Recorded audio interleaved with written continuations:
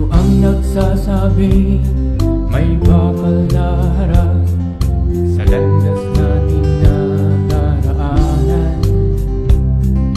Sa araw din ito'y ating lalampasan.